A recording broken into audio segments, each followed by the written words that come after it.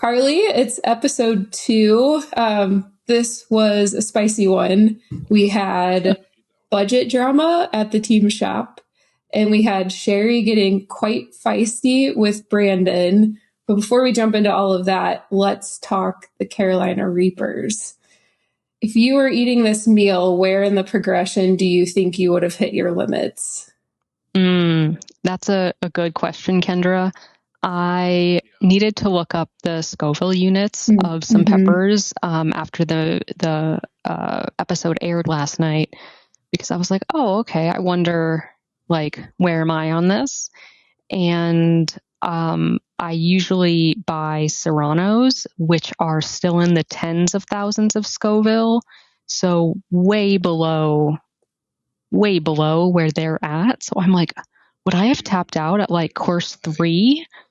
I don't know. I feel like I need to start buying habaneros to like build up my tolerance, but I don't know. Maybe I could do it okay. Yeah, What about I you? know. No, I'm with you. Like jalapenos are sort of my spicy level, though I do really appreciate like spicy food when you get the flavor, but not as much of the heat. But I will sort of torture myself and eat something spicy if it is very tasty. Like I love shrimp biryani, and it's so spicy, and I can usually eat it in like small quantities at a time, but I love it so much. But jalapenos is really like the top of my limit, which is very sad. So I don't think I would have made it very far, but the food looked so good that I definitely would have tried to push past that.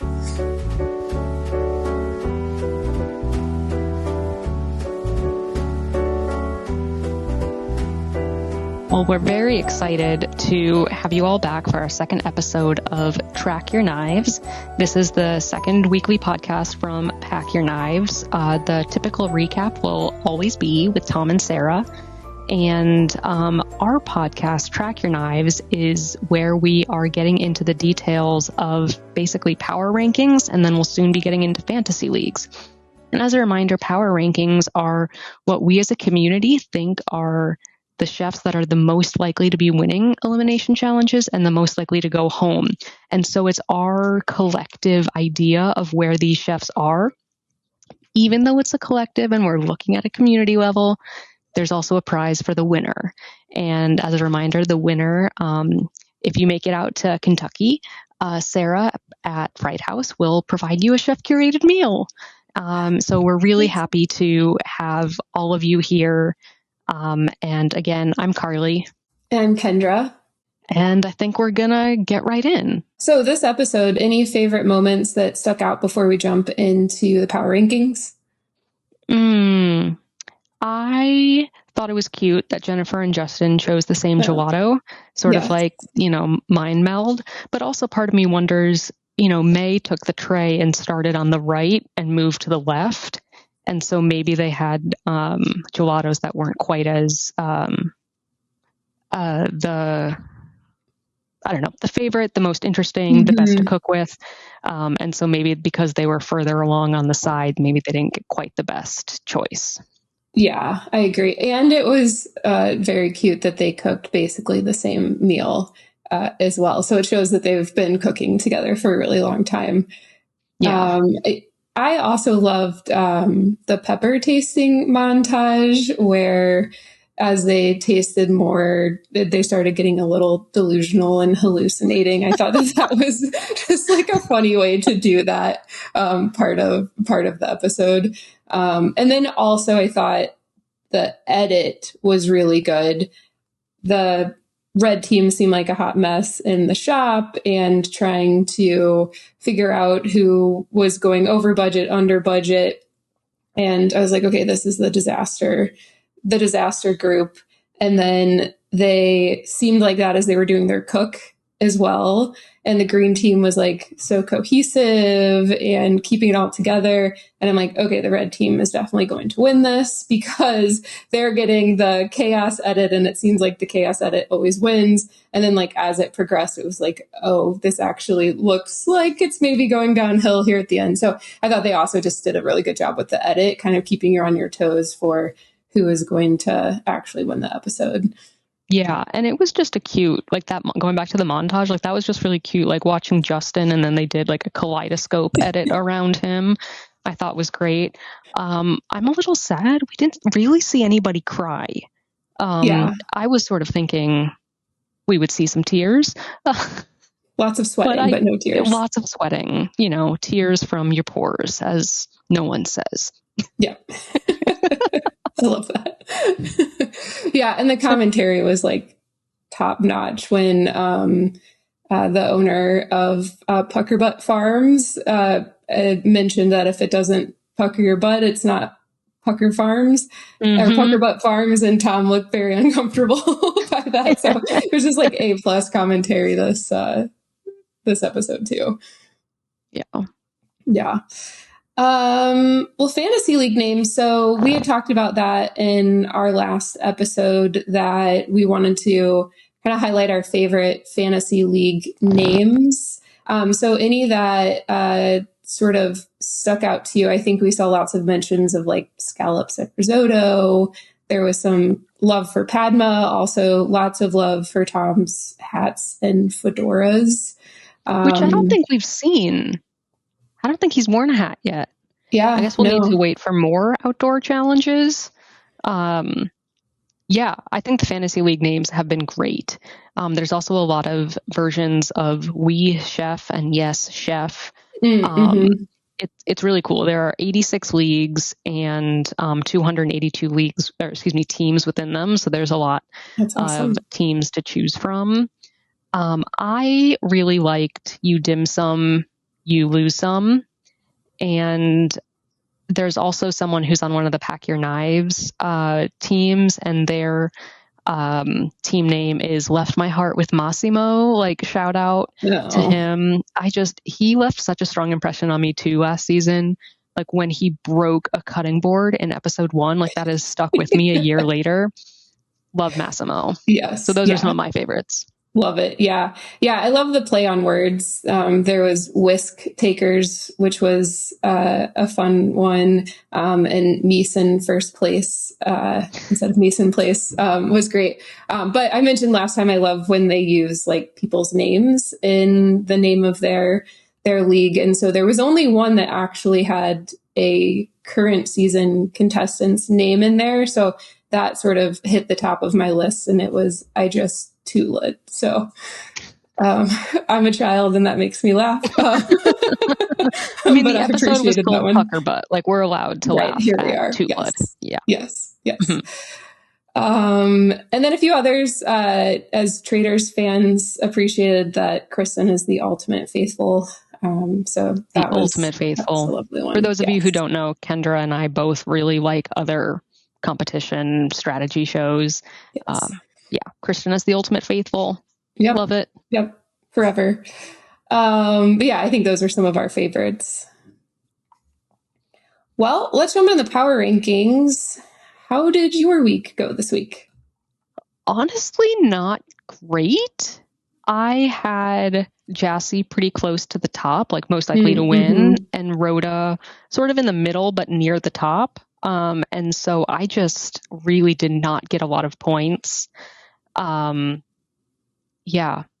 fact that I had Jassy above Rhoda also, so it just really canceled out some points. Yeah. I think that Jassy hit a lot of people pretty hard. So I don't think that's surprising. I had Rhoda pretty high. I had her in 4.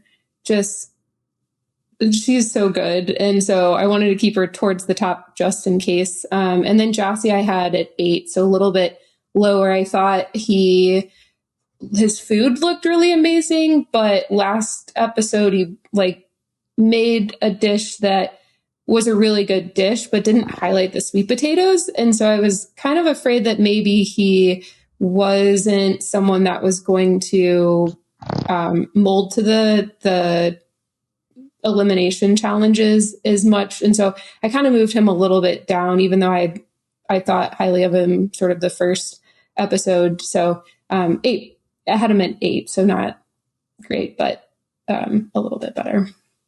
Yeah, I think that was a really astute observation, Kendra, because that idea of gameplay and playing to the elimination challenge is what ultimately sent him home this time. And that instinct of like who is going to play to the challenge and who isn't, I think is part of this show. And that's still why one of the reasons I love Lawrence. I think that he did his research. And yeah, so that definitely stuck with me too. So with the power rankings also came the people having to choose who is their winner for their season. Yep. And now that all those winners are locked, how did the percentages break out? Who were the people who a lot of the players wanted to, who chose as their winner?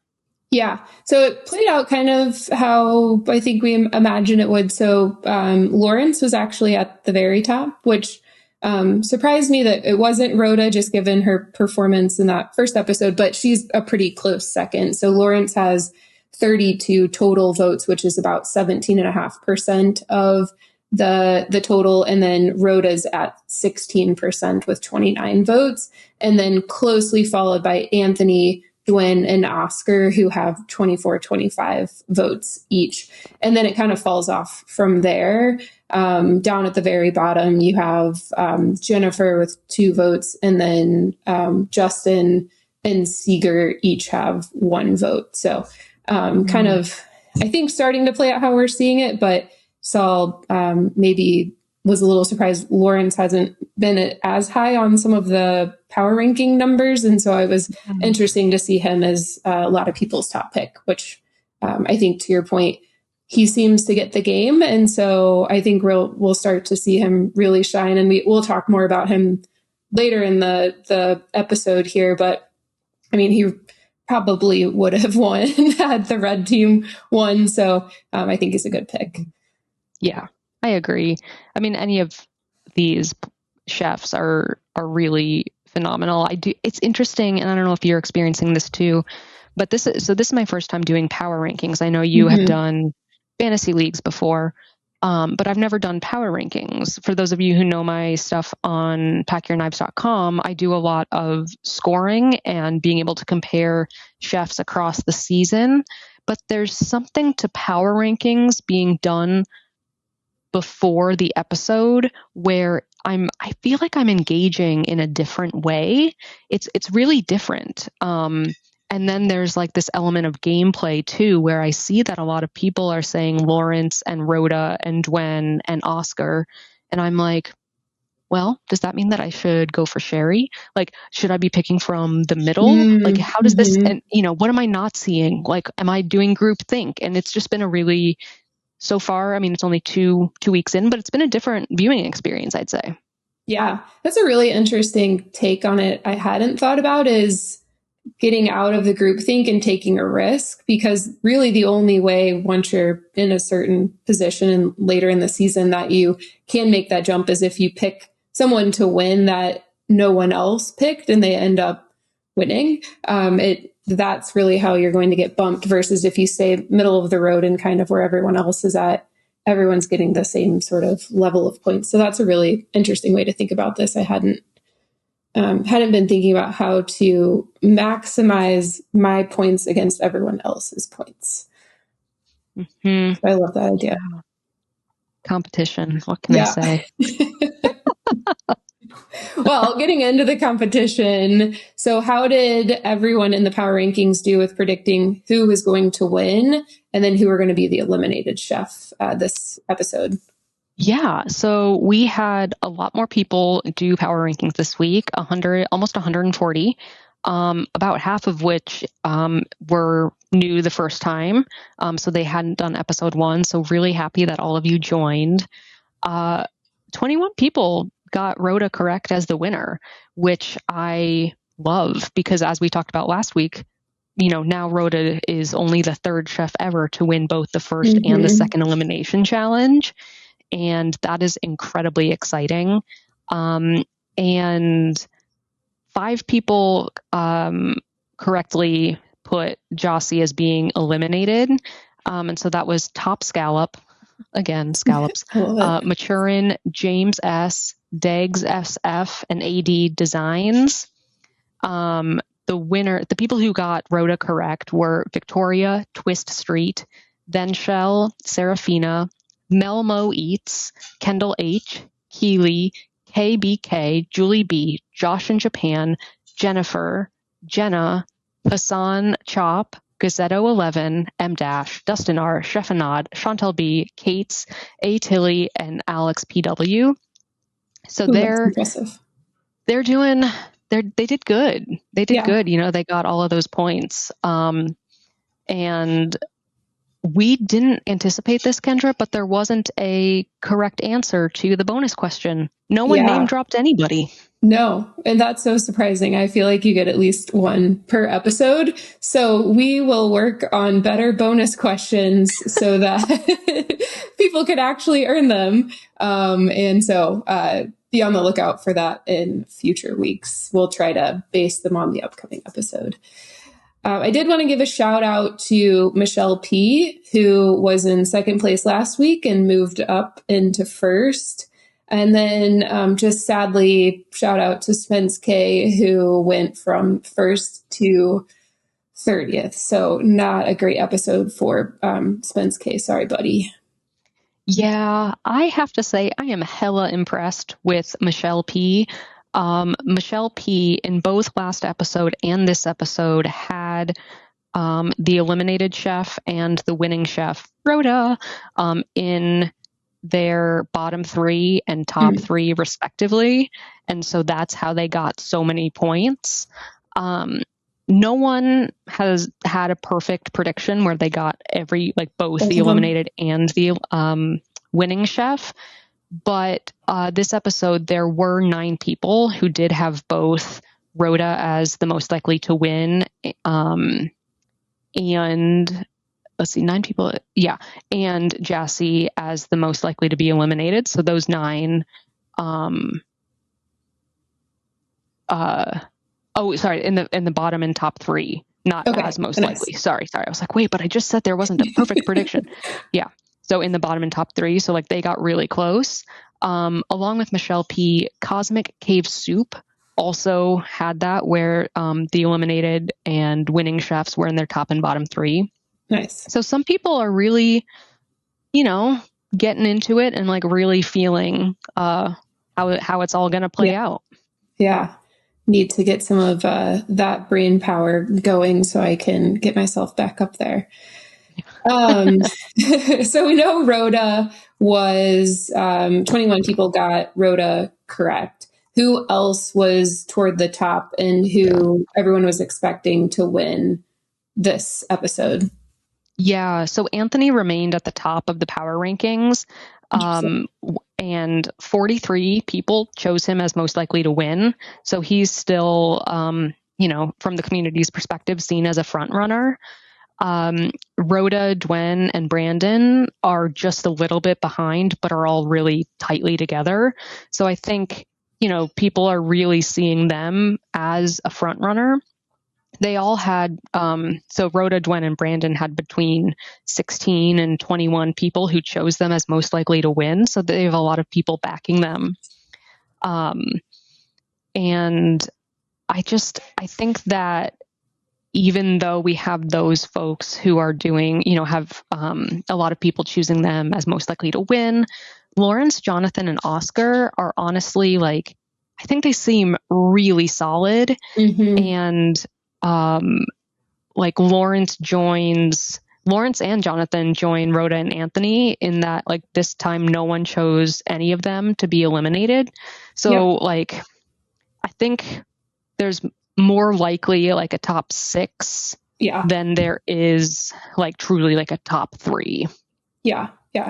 I agree. And I think we sort of mentioned it earlier, but interesting that Lawrence is a big, is at the top of the list for who people are picking for their winner, but still isn't really rising to the top yet in these rankings, which it shows again this week. But yeah, I think he had a really solid week. And I think next week we probably see him higher. We probably see Oscar hire. I think he had a really strong week, and I just love his commentary. Like I could listen to him the entire time. Like we don't need anyone else. Just let him cook. But yeah, he was quite entertaining this week. But yeah, I think we've got a really solid like top group now that it'll be interesting to see how the season plays out with them. Yeah, I agree. What do you think about Rhoda? Do you think she can get a three-peat, or is that a really high hill to climb? I mean, who's to say at this point? I need to look up like what is like the hot streaks of winning immunity. Because there are many people, maybe not many, but like a decent number who have won like 4 or whatever elimination challenges in a season. But to have a streak this early, I don't know. You know, she definitely could. Like, who's to say not? Definitely not me. Yeah, I know. And she's so confident. And I love that like you can tell she understands how to approach the eliminations too. Like she was really leading her team, making sure everyone was tasting everything. And maybe they went a little too hot early on. But that might have been, I think Seeger snuck in some Carolina Reapers in his first round, which was an interesting play. But I do love just like her confidence, and like she is there to win. And I wouldn't like put it past her to take another one next week. Yeah, actually, that was another fantasy league name or fantasy league team name was I'm Not Here to Find Myself. So yep, shout out Rhoda. Love it. And then thinking about others, so had red team won, do you think it would have been Lawrence, Dwayne, and Sherry maybe toward the top? I was going back through my notes of like what they wrote. I mean, a lot of them got really good feedback, but with Sherry's, they mentioned it was like elegant, rich, had the right amount of heat. Dwayne's was very good. It looked very good. And I don't even eat pork. So, but I thought she did awesome. And then I think Brandon got really good feedback too with his dish. And I would like that tuna tartare sounded amazing. Yes.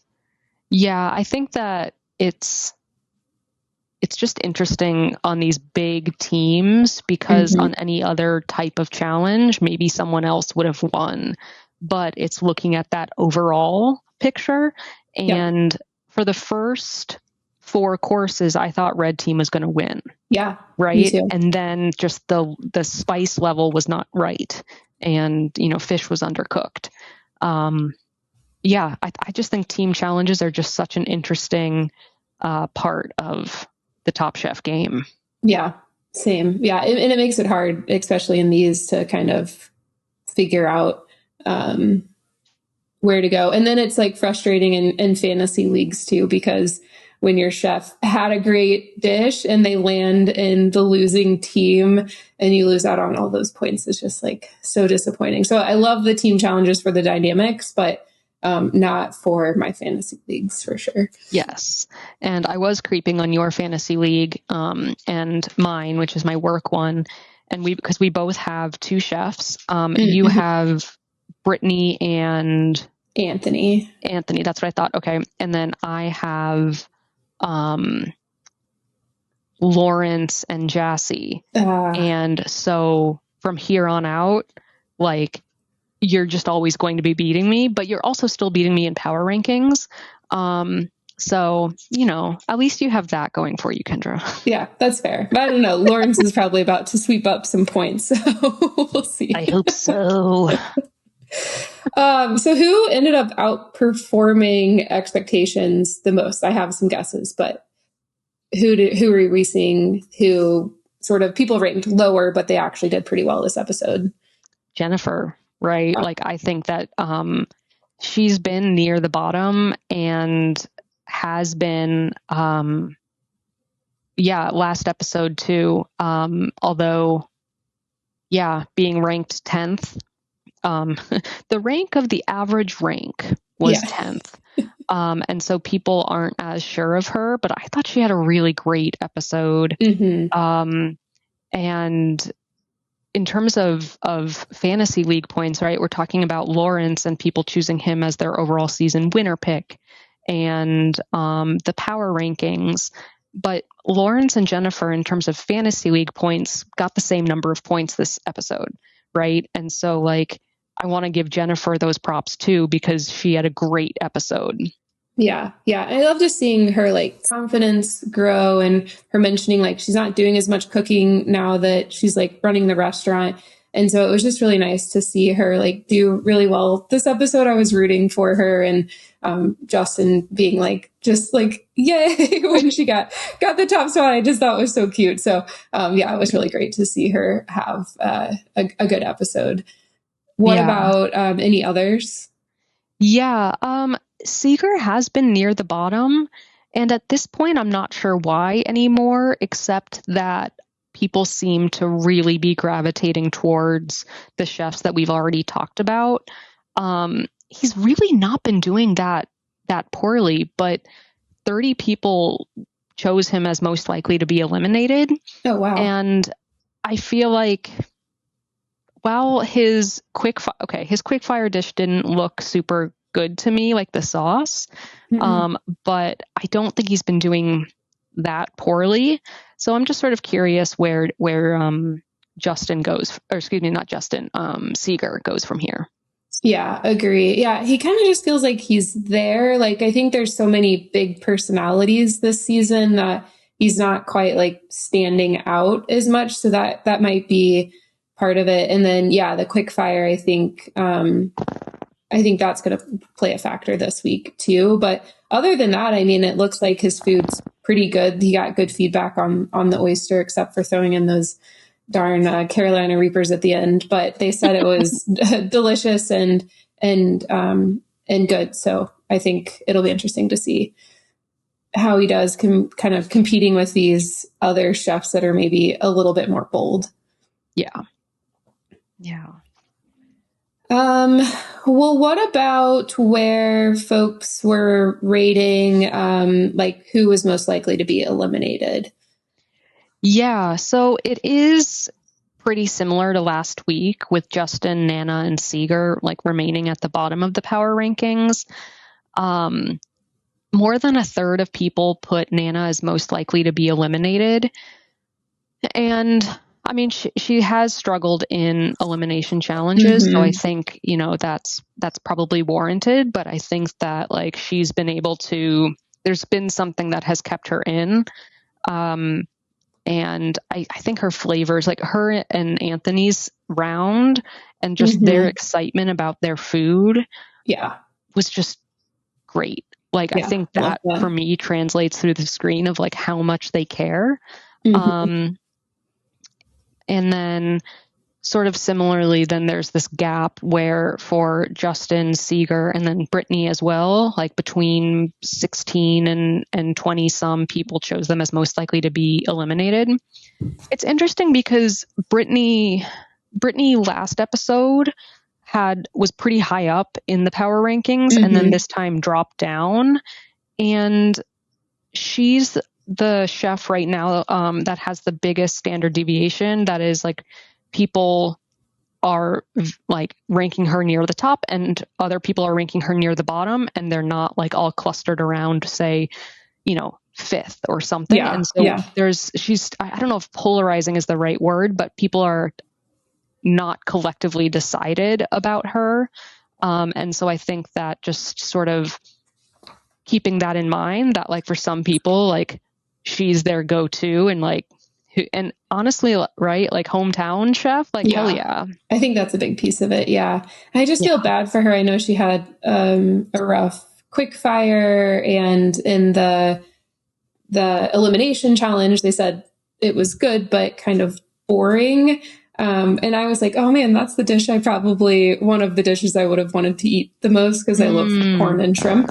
And so was bummed to see that. But hopefully, I think as the hometown chef, she can maybe lose some of those nerves and bring it back. And then, Nana, I was just like screaming at the TV. I'm like, don't sous vide those fish. You just said you haven't done this. Like, don't do things you haven't done in years. Well, and On Top Brandon, for Chef. his quick fire, also did sous vide and then also was like, oh, this isn't working. I got to put it in the pan. So I don't know what's up with the sous vide. I used to have one, by the way. We have one. And I liked it. And then I got food poisoning once. And when I moved, I didn't bring it with me. Okay, that was smart. But that's a user error thing. Yeah. No, that's fair. But yeah, I am curious if she'll pull sort of a Dawn move this season where like her food is clearly very tasty. Like there's a reason that they are continuing to move her on despite like the challenges she's having with timing and getting the food ready for the plates. Like her quick fire, they really liked. And so it'll be interesting if like she's going to continue to have these issues with plating, but the food's just so good that they like can't send her home. I hope she also figures out the timing thing, but she's another one where I just like love her commentary. Like I love the back and forth with Anthony and like, I just think she's good TV. And so I'd love to see her like just stay on there for just like how she interacts with the others and like to see what she cooks. Cause it's clearly like good food.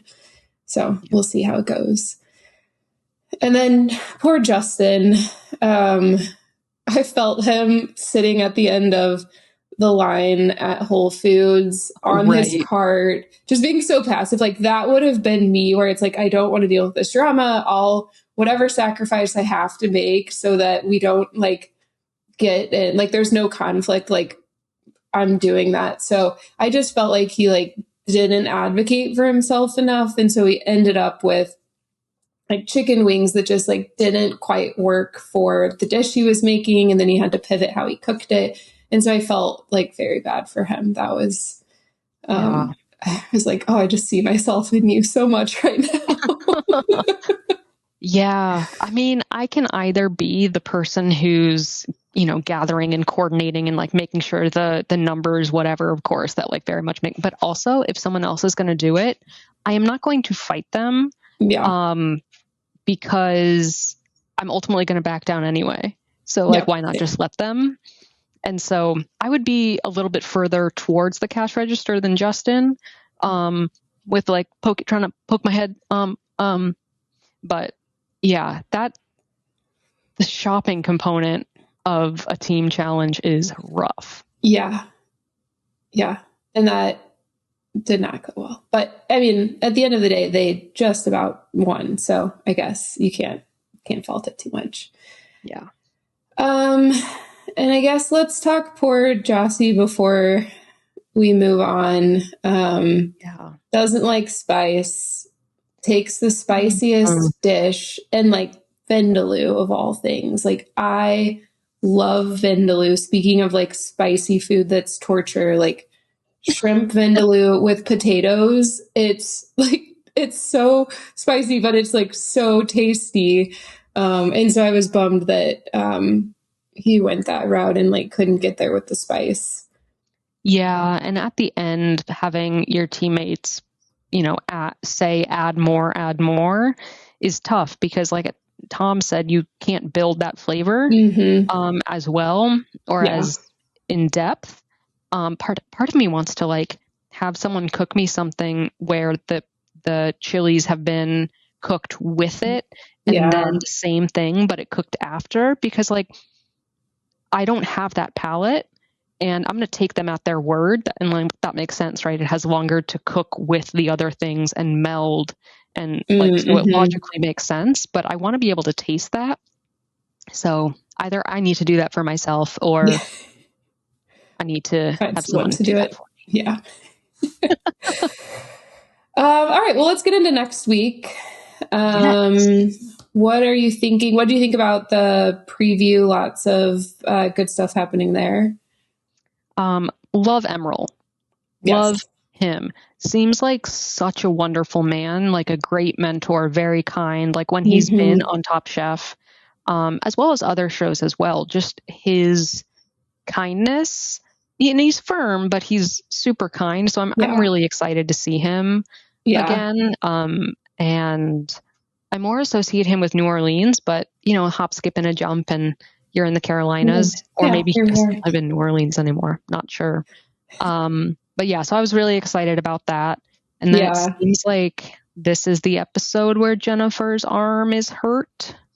Yes, there was a nice clear picture of a urgent care. So we'll see what happens there.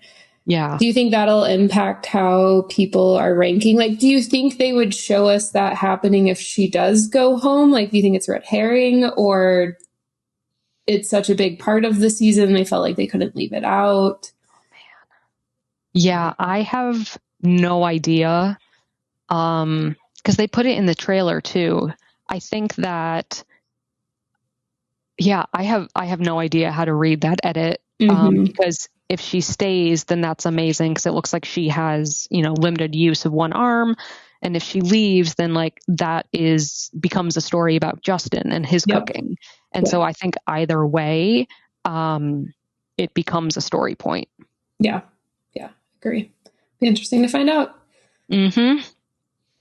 And then the last color. Yes, the color. Yeah. It's going to be interesting is all I've got. I know. Well, I was like reading into the edit, and she was like, Gail was like, there's no color here.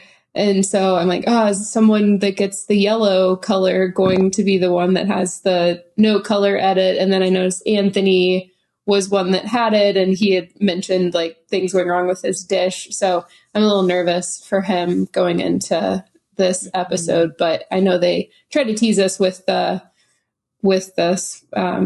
previews, so we'll see what happens. Yeah, teasing us is right. I know. How are you thinking about your rankings? I mean, I think this time so far I'm like, and these are the people that everyone else seems to love too, but Anthony, Brandon, Dwayne, Rhoda, Lawrence, Jonathan, Oscar, and I understand I've named half the cast. Right. But I just love them. I know. And so I'm honestly probably going to just, for those of you who are not on YouTube, I'm doing things with my hands, kind of choose within there. I'll put Rhoda near the top. Yeah. Unless the thing is, I'm an overthinker. I get too in my head. And so now I'm already like, maybe I'll put her near the bottom, because what if? So I think that's part of why I need to kind of do it randomly, because otherwise I will spend way too long on it. Right. Like between two people, who goes up or down, who knows? Yeah. I think I'm feeling like Oscar and Lawrence, like good vibes from them. So I think they're probably going to land towards the top for me. And then, Rhoda probably might keep her in top 3, 4. And then I'm debating if I keep my boy Anthony at the top, because I just want to try to will him to get first so I can then move him around, because I've had him first 2 weeks in a row. So we'll see what happens. But I just know like the 1 week I move him is the week he wins. And so I'm like, do I just keep it? Right. So we'll see. And then I don't know what to do with Nana. I think I might fit her middle bottom area, because I just have a feeling she's going to turn it around and just like crush the competition. So we'll see what happens. Well, last time we didn't talk too much about fantasy leagues, but I know we have a lot more data this time. So anything interesting as you were sort of pulling the numbers and looking at where people landed with the fantasy leagues? Yeah.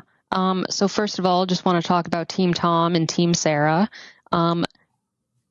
Team Sarah's killing it.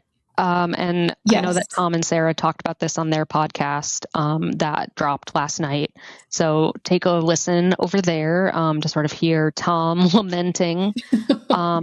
And, for him, it's really Jossie and then Nana who have hurt his scores. And then something else that I've been playing around with is standardizing people's scores because people have different number of chefs on their teams.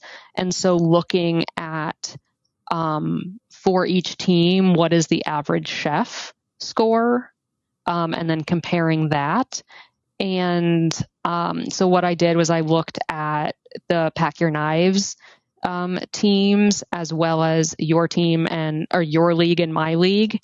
And then when that happens, there is one person, team Jacob's Judges Table from the league Pack Your Knives 7, who is beating Sarah with the standardized score. Wow. And then Bishop from your league and then Diana and Nellie from my league are even beating them. Wow. And then I'm way near the bottom. And that's fine. And so I think there's just something fun about being able to compare across, particularly because it looks like some people are in multiple leagues. And so then you can sort of look how you're doing, look how each of the teams in all those leagues are doing. And just seeing if there's anything else. Yeah, anything about the fantasy leagues that is on your mind?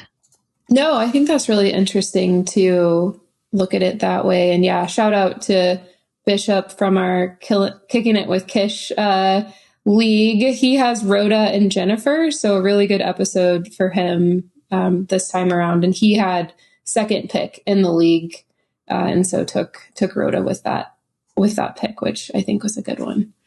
Yeah, I was also looking at 4 teams that drafted each of the chefs. How are they doing? So for teams that drafted Jossie, I wanted to give a shout out to Team 1 on the league Top Chef Edgewood, because they've got the highest standardized score of all teams that have Jossie on it.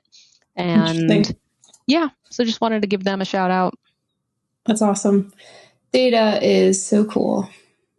Yes, it is. Thank you for doing all of this. And hopefully everyone is enjoying it. We'll probably, on that note, wrap up for today. So just a reminder, submit your rankings. They're due 5 minutes before the episode airs. I can't tell time. I'm in Central Time Zone, so it is 9:30 Eastern, not 8:30 Eastern. So you've got an extra hour next week to get your rankings in. And then our bonus question for this week is, which chef will appear in the most confessionals? And so make sure you answer that. But other than that, I think that's it. Anything else, Carly?